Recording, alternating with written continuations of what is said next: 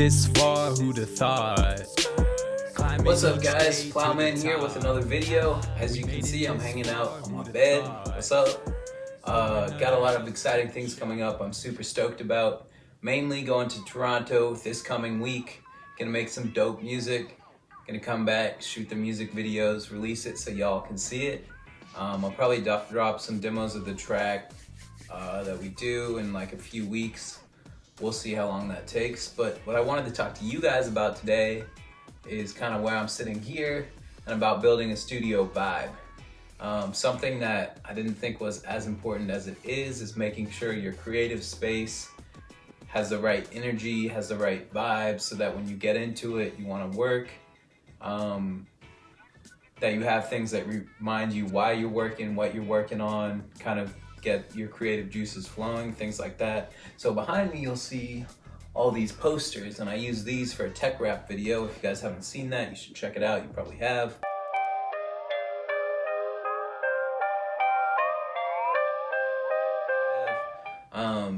But yeah, I like putting stuff like this up just to remind me. In this case, it's more of like, this is stuff you've done. This was a great concept. I feel like I really nailed this concept.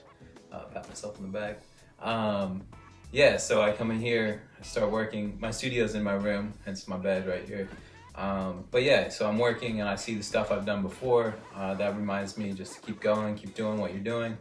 A lot of stuff in life is repetition. Making tracks is repetition. Making instrumentals, repetition. Music videos, repetition. Yeah, so everybody that gets to the top has done a lot of everything before. Shows is repetition. It's all repetition. So this just reminds me of stuff I've done before, so I keep making stuff now. Yeah, so that's about it. Just want to check in with you guys. Let me know what you guys do, if you do music or anything like that, where you like to create, or if you're an artist in general. Let me know. It'd be dope to hear from you guys. Peace. What's up guys? Plowman back here. I just wanted to take you around the studio really quick. I was talking about studio vibes, realized I hadn't showed you guys the rest of what I got going on in here. So let's check it out. First off, you can see all the posters behind me. We'll move around a bit. I'll make this lower angle so we can see them. Yeah, there we are, we can see them. So we have just a bunch of different artists and albums. For a while, what I was doing is I would take the first album people made. So a lot of times it was super interesting for me. The biggest thing being, you hear of somebody's album probably 4 or 5 albums later, after like their 5th or 6th album that they dropped. And probably more than that. Like you look at somebody like Russ, drops 7 to 10 albums before anyone hears of him, before he blows up.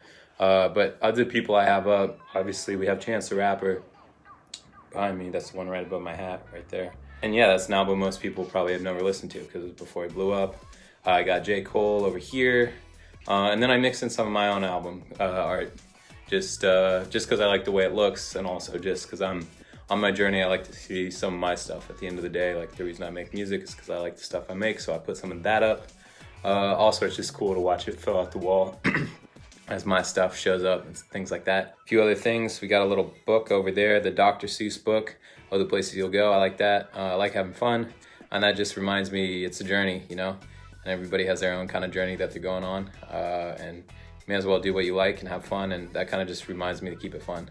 I feel like a lot of life is very real constraints that are less fun, whatever it is, money, time, you name it, health, all these different things that are very real issues, and that just reminds me to keep it fun, so that's why I put that one up. In the top right there, we got Absol, Absol, AB-SOUL. You guys should check him out. He's super dope, very underrated in my opinion, mainly because he's not trying to make like hits.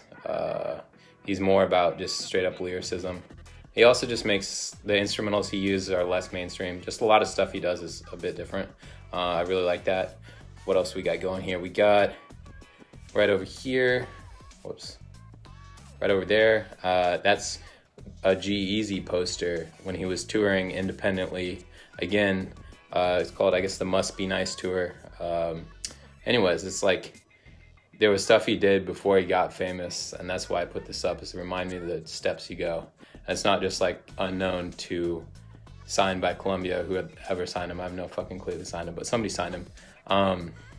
It's, you get good at the craft, you make good music, You figure out how to do shows, probably locally. Then you figure out how to tour, and then you figure out how to get a bigger and bigger tour. So G-Eazy did multiple tours independently before he got signed. And that's like kind of the steps. It's possible, but I guess somewhat unlikely to just go from unknown to signed and touring. Biggie, more of my music. Got there's a poster with my face on it. That's some of the goals that I made. I put those up there just to remind me what I'm working on, why I'm working on it. One thing that I think is cool is this. I got some album art made. But yeah, the Heart of the City album art. I worked with an artist, super talented guy. He drew all of it, line drawing, super cool. Yeah, so that was another cool one. That's one I did bigger too. Like it's about 3 times the size of all the other covers I have up there. And Atmosphere is behind me as well, that little fish poster. Yeah, they're just super dope. They make really good music. Again, it's less like for the charts and more just like older sound. Still really good. Got some hats and stuff. Got my robe over here. My brother made that for me. That's why I keep that up. I like that a lot. Yeah, it just reminds me of that. And then we also got some quotes here. There's a quote over there, but that's just reminds me why I write. The big thing is it's a quote about being honest. I have one about being honest. That's the one I remember by Stephen King. I read On Writing, which I highly recommend. On Writing by Stephen King. Go check it out. Very good for anybody that's creating anything. And he's like, it doesn't matter what you say as long as you tell the truth. And there's something to that in the fact that it's kind of like how good is your concept and how true do you stay to that concept.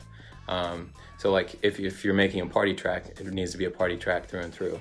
Or like for tech rap, which I did, you want to have as many references. You want to be all about tech. You don't want to have some tech and then some about partying and then some about grinding, like your motivation on the way. Like it's about being truthful, and it applies to writing. He's a writer. He talks about that. You want to be truthful to whatever it is that you're doing, so the characters are believable. And I believe songs are the same way.